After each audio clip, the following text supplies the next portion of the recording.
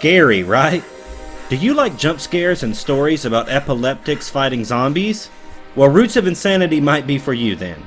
The story, in a nutshell, is that your character is Riley McClein. He's a doctor who suffers from epilepsy, and your job is to figure out what is real and what isn't in a zombie-filled hospital, all the while trying to deal with your epileptic attacks. The first thing I thought of when I started playing this was Outlast. They're very similar.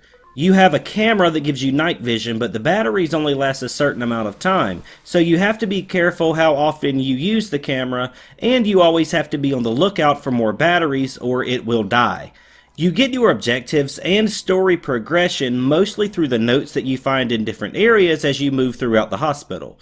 Like other first-person horror games, you have to find keys every once in a while that let you unlock a door to the next area, uncover more of the puzzle, and then rinse and repeat. The difference in Roots of Insanity and most of the others like it that I've played is the emphasis on fighting the enemy. You can punch or kick the zombies and it takes a while, but you can actually kill them. The game's page says that it has, quote, an immersive combat system that lets you hack, slash, kick, and shoot as you fight for your life. That's an overstatement to say the least. This is not immersive. The mechanics are, for lack of a better word, bad.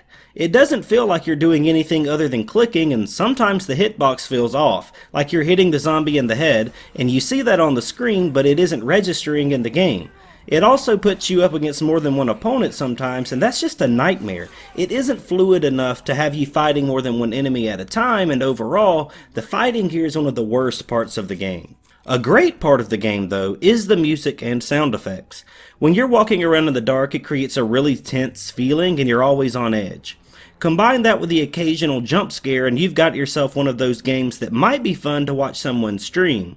I jumped a couple of times and I'm sure other people would have been laughing at me pretty hard if they would have been here to see it. Aside from the music and creepy sounds, it gets pretty gory and visually it does a nice job of bringing the horror to life as well. Overall, the guys who made this did a really good job at making a game that's actually pretty damn scary, and I think that's something that they can hang their hat on. The story is good too, from what I experienced. It isn't great, but it's good enough that it made me curious to see what would happen next. And the incorporation of epilepsy in your main character is cool. Honestly, the game's story is as good as most high-budget horror films. I'm not saying that's something to be proud of, but hey, it's worth something.